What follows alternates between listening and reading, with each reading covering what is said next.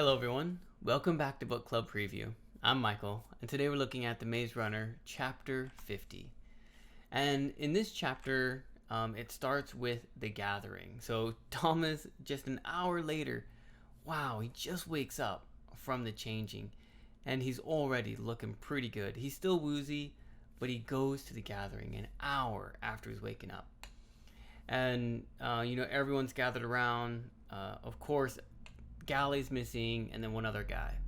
And so there's kind of like this reminder, oh man, things are serious.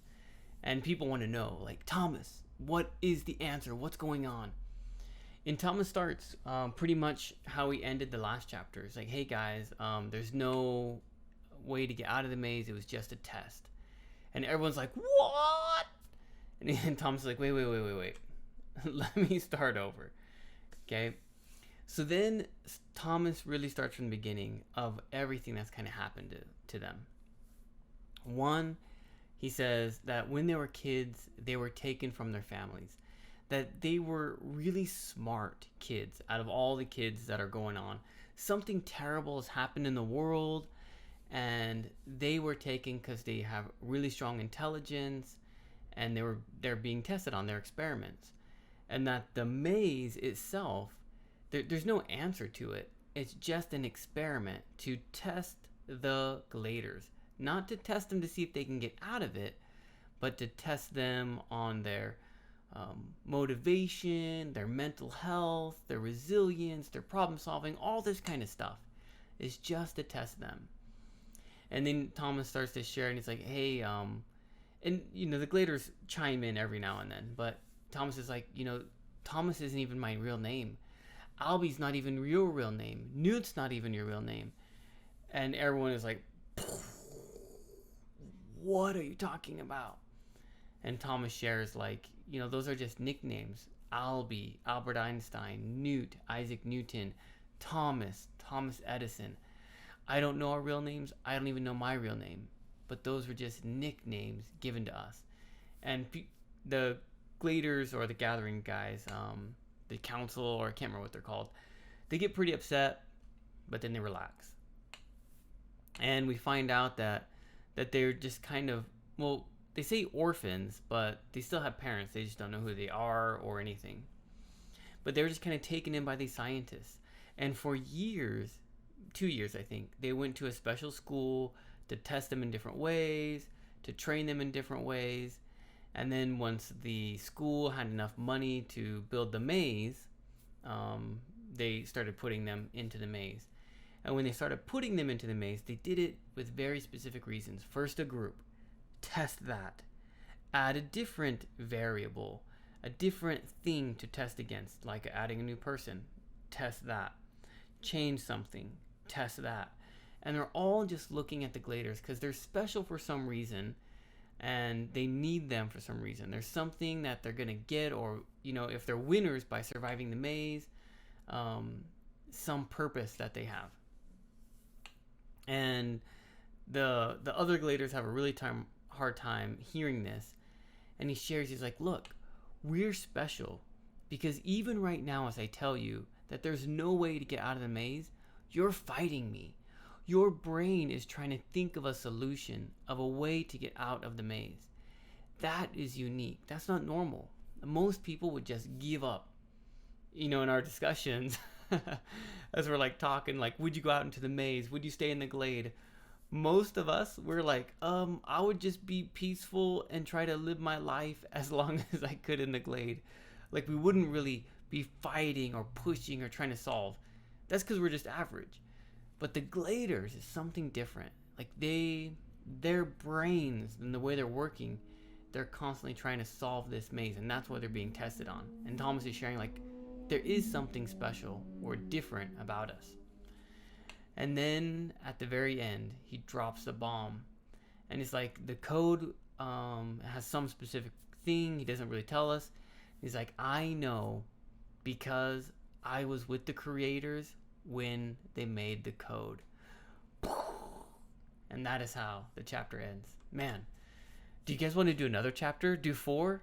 No, we'll relax there. We'll wait for next week. But how would the Gladers react? Oh, that's my discussion question. So we'll get to that soon.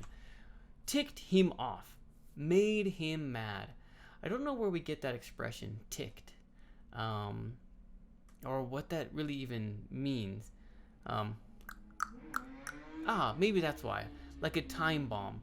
If you imagine like a clock, dook, dook, dook, dook, like that kind of tick. So in your life, you can have certain things that kind of push your clock to when you explode. So they didn't let Teresa into the gathering, which really ticked Thomas off, made him angry. Beat around the bush means just you have a topic that you want to talk about, but you just kind of talk about other things, and then you get to the topic. Okay?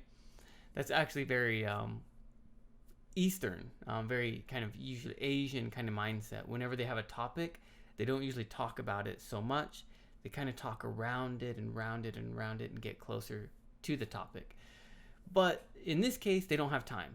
Let's not beat around the bush. I don't know where that expression comes from, but it just means let's just get straight to the topic and not talk around the topic. Or you could even say, hey, let's just beat around the bush for a little bit. Like, before we jump right into the topic, let's just talk, let's just connect, let's just share other things. So you can use it either way. Usually, it's negative. Don't beat around the bush. Gain his composure. Composure is like straightness, cleanness, clarity, this kind of control. So gain his composure, right? As Thomas is thinking about what to share, he's like, he's a little woozy. And instead of just talking without thinking, he takes a deep breath. He gains control, he gains his composure, and then he goes into it. Gist of it is, trying to think who says this, the gist of it. Like, just give us the point of it. Just give us the meaning of it. Just give us the short version of it, whatever the topic is. And so, I don't know what gist even means, but that's what the expression means. Sketchy. Oh, here's a word that's not an expression. Sketchy means like unclear, but it could also mean not good or illegal or something you don't want your parents to know about, like stealing something or doing something bad that you don't want other people to hear about. This is sketchy. And again, I can't remember why they use sketchy in this, but that's kind of the meaning. Discussion question: how would you react if you were one of the Gladers in the gathering, one of the council guys? I can't remember what they're called. If you were hearing Thomas just share all this stuff, especially the end part, right? I was with the creators. What? Take your chair. Or just that information. Your name is not your name. What? I mean, there's so many things that Thomas just goes boom, boom, boom. How would you react if you were one of the people in the room? Of course, please make your own discussion question. That's all the time that we have for today. Thank you so much for joining me for this episode of Book Club Preview. I'll see you soon. Bye-bye. Hey, if you have any questions about the video today, please feel free to leave a comment in the comment section. If you had any other vocabulary words that you wanted to know what they meant, let me know. And also, if you're interested in maybe joining one of these book clubs, please leave a comment and I'll get back to you. Thank you so much for watching. Bye-bye.